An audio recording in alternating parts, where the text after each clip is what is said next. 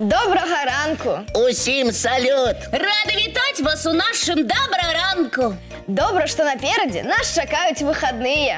Лесик, я вось не дуже стамілася, але фору по чаканні вихідних дам кожному з вас. Кася, а що у тебе заплановано?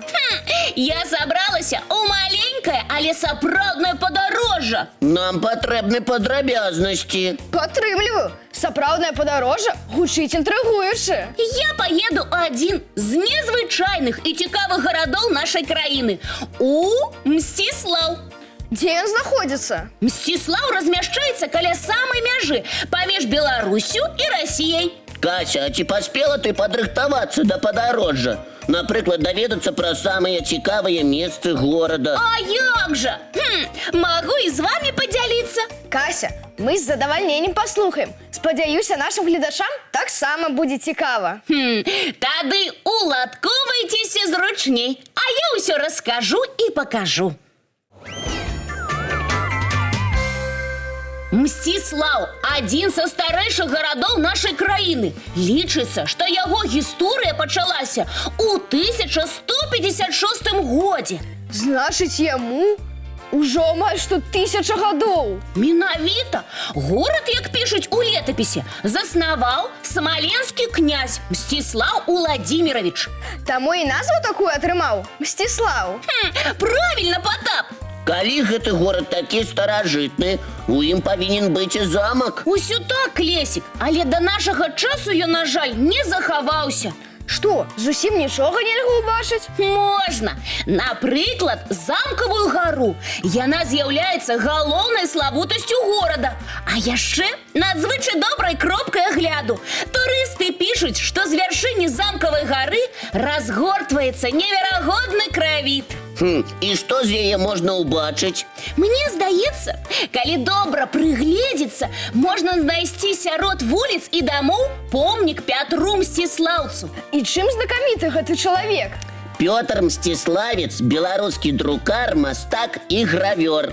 У які ж цікавы горад ты збіраешся, Кася. Але мне здаецца, яшчэ цікавей будзе паразмаўляць з мясцовымі экскурсаводамі. Не хвалюйся, Потап, я абавязкова наведаю і музей, і прагуляюся па вуліцах разам з экскурсаводам, каб ніводная дэталь, ніводная цікавасць ад мяне не схавалася. Гэта добры план, Кася.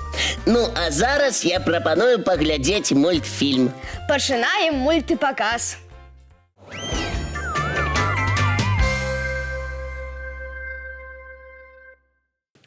А давайте зараз наведаемся ў лес і паглядзім на яго жыхароў.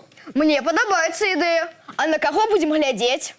Напрыклад, на дзікага кабана. Яго яшчэ называюць проста дзік. Дзікі жывуць у кожным лесе нашай краіны. Згодны. І тым больш цікава даведацца, ці сапраўды яны такія страшныя, як пра іх гавораць.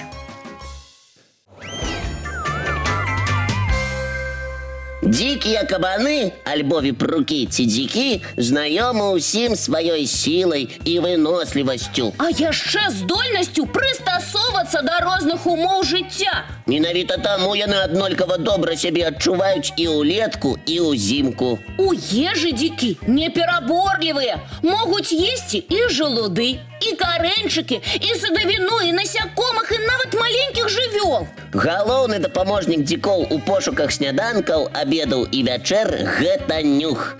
Асабліва зімой, калі навокал снежныя сумёты. Таму часта можна ўбачыць, як дзікі кабан рые лычкам снег. Жывуць віпрукі невялічкімі гуртамі, сямействамі. А калі з'яўляюцца малыя, статак нагадвае сапраўдны дзіцячы садок, дзе парсючкі гуляюць, дражняцца і сваволяць. А яшчэ гэтыя жывёлы вельмі любяць паспаць. Зімовы сон у іх цягнецца 10 гадзін на дзень.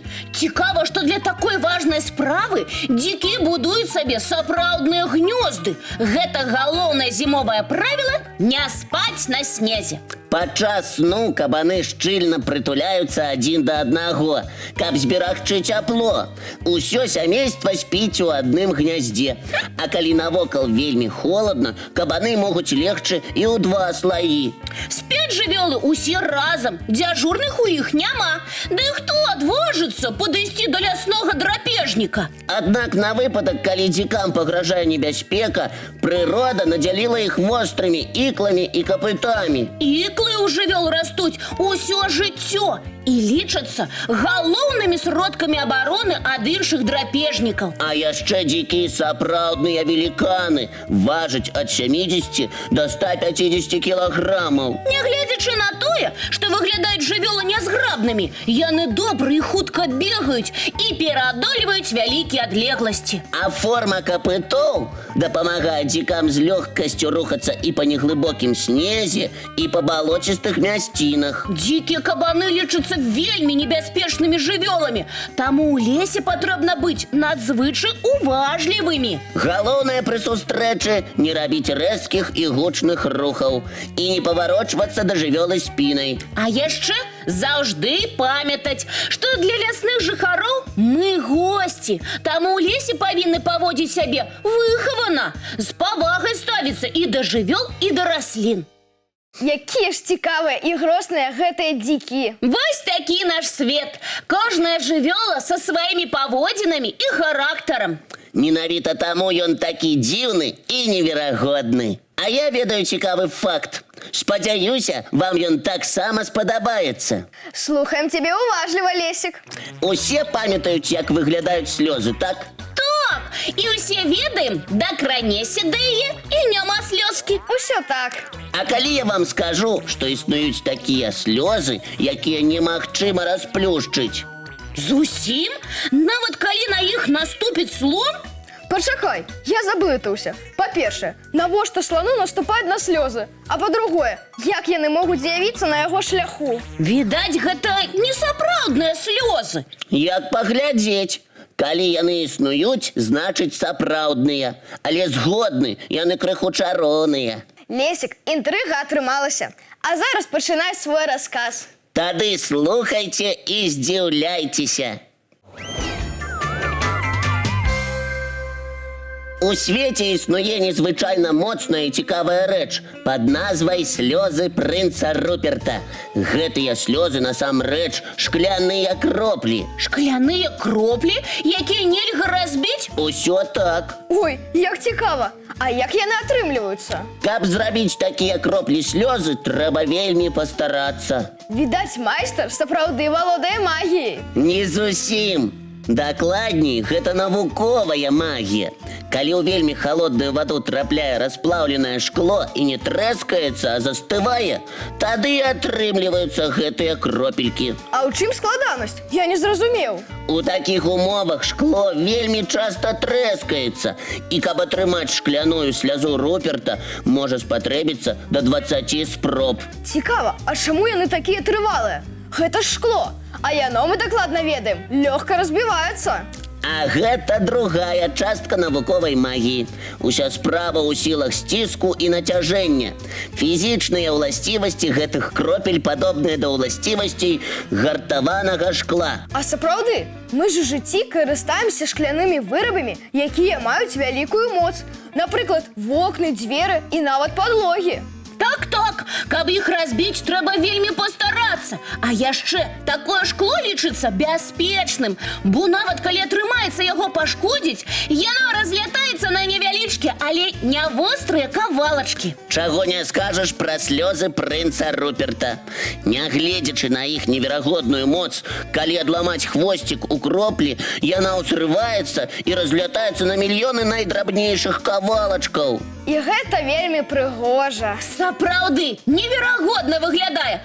Ой, Лесік, думаю, ты здзівіў усіх. І мяне, і Патапа, і нашых тэлегледачоў. Ну а зараз я прапаную паглядзець мультфільм. Хлопчыкі і дзяўчынкі, далучайцеся!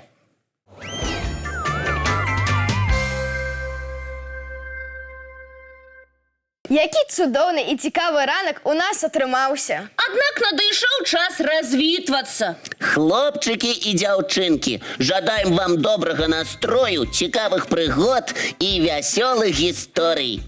І да новых сустрэч, як заўсёды зранку. У нашым добраранку!